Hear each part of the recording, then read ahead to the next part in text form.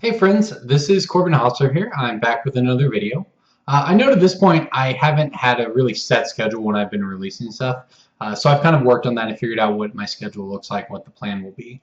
Going forward, I'm going to be releasing at least 2 videos a week, most likely on a Monday-Thursday schedule, though could change it Tuesday and Friday if I'm working coverage at an event that week.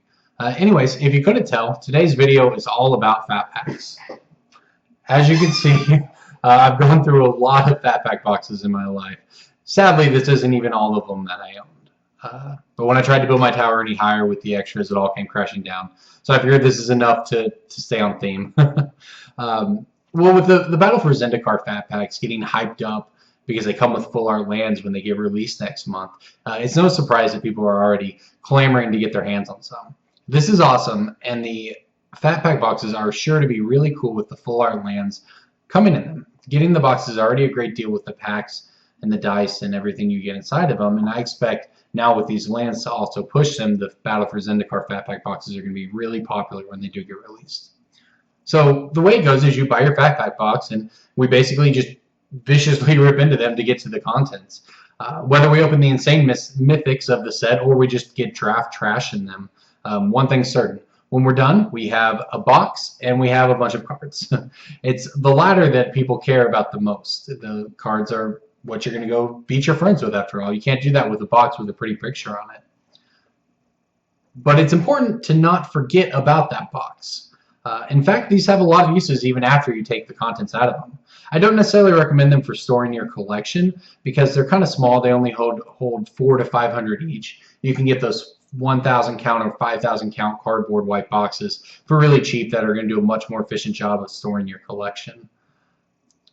But they still have a lot of uses. They're great for putting decks in to carry around. You can get a couple commander decks in them if you're going to take those to play somewhere, so you can take multiple decks with you, or you can keep your deck and dice and life pad and something like that in them. If you're at a tournament, it's great for keeping everything together so you don't lose it. The other thing is that they're also worth a little bit of money, and you may not know about this. You may not think you have any value sitting in your closet just in a bunch of boxes collecting dust, but the truth is some of the really cool boxes that have good art on them from popular sets like Innistrad or Avacyn Restored with the Avacyn on it, or World Wake or something like that, those boxes are actually worth $10 to $15 a piece on eBay. If you look at the site, there's a long list of fat pack boxes that have sold for anywhere between those numbers. And for those of us who probably have maybe 10, a dozen of these sitting in the closet, that's really not a bad deal. You get everything inside of it, and the boxes hold some value just themselves later on down the road. Even the plain looking boxes, that just the core set ones, you can see something like this, maybe not super exciting, but even those can be worth $3, $4, $5. So maybe, if you want to get rid of them, you can Craigslist them or eBay them, or just, hey, if you have friends getting into Magic who need somewhere to keep cards, they're not a bad place to start. Really, it's not a bad deal overall for something you probably just have sitting around that you got years ago and forgot about.